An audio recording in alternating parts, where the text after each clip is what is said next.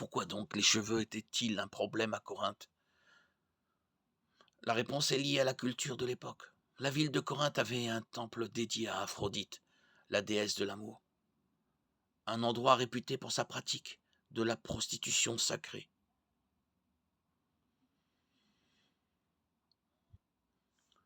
Les femmes qui servaient dans le temple avaient la tête rasée. Dans la culture corinthienne, une femme à la tête rasée était une prostituée du temple. Paul écrit à l'église qu'une femme tondue ou rasée devait avoir la tête couverte, 1 Corinthiens 11:6, parce qu'une femme dépouillée de ses cheveux avait perdu sa gloire et n'était pas sous la protection d'un mari. Une tête rasée et découverte communiquait le message suivant: je refuse de me soumettre à l'ordre divin. Par conséquent, Paul enseigne aux Corinthiens que la longueur des cheveux ou le port d'un voile par une femme était une manifestation extérieure de sa soumission à Dieu et à l'autorité établie par lui.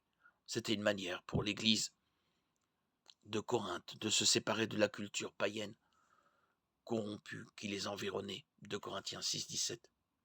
Ce passage n'enseigne pas que les femmes étaient inférieures à l'homme ou qu'elles devaient être soumises à chaque homme. Il expose seulement l'ordre divin et la direction spirituelle dans la relation conjugale.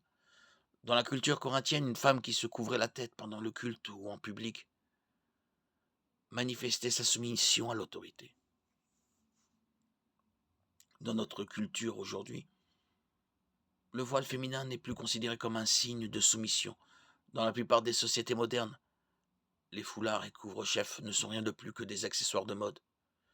Une femme d'aujourd'hui peut toujours porter un voile si elle le considère comme un signe de sa soumission à l'autorité de son mari, mais c'est un choix personnel et non un signe de spiritualité.